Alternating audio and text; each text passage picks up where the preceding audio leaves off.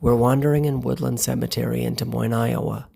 Surrounded by oak trees and rolling hills, the gray clouds and falling rain is the perfect atmosphere as we step into the past. Woodland is considered a Victorian garden cemetery, and early on was seen to be located on the outskirts of the city. For families in the last half of the 19th century, travel to Woodland was such an undertaking, yes, I said undertaking, that a visit would be an all-day event with picnics and games. Woodland actually served as the first city park, and anyone could be buried here, regardless of ethnicity, religion, or income. In 1986, Woodland Cemetery was designated as an historical landmark, as was the site that we'll visit just up ahead. This is the city receiving vault. It was constructed in 1888 and was in use until about 1910.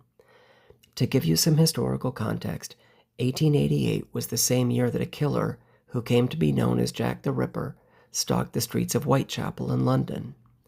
Rarely opened, it's a unique feature to Woodland, as such large-scale receiving vaults are rare, and it stands as a tangible link to historical burial practices of its time. The vault's primary purpose was to provide a cool, dry place to store the bodies of those who died in winter, when the ground was too frozen to dig. This would preserve the bodies and prevent significant decomposition until the spring thaw allowed for permanent burial. To our right, we can see 4 mausoleums with names engraved overhead. All but one is sealed, most likely to prevent break-ins. If you don't know the difference between the two, a crypt is below ground and a mausoleum is above ground. We can also see the road where the receiving vault and the mausoleums meet, come to a point or inverted corner. In its early days, the vault was kept cool by storing large chunks of river ice, which helped to preserve the bodies. At the top of the vault, we can see the name inscribed.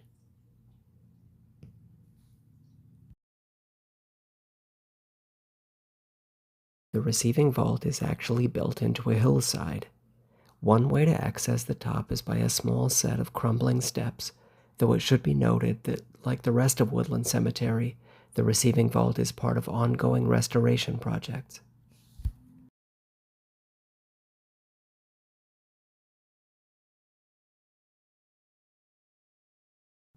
One benefit of the receiving vault being built into a hillside is that it has an earthen ceiling, which provided insulation. The vault contains 2 rooms, a visitation room and a coffin room. The visitation room allowed grieving families to gather and pay their last respects before the eventual burial. Watch your step.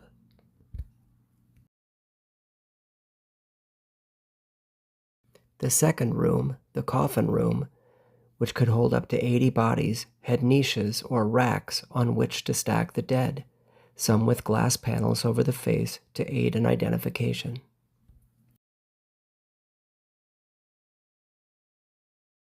The city receiving vault is a fascinating and unusual historical artifact that offers a glimpse into 19th century funeral customs when burial methods were impacted by Des Moines' brutal winter weather.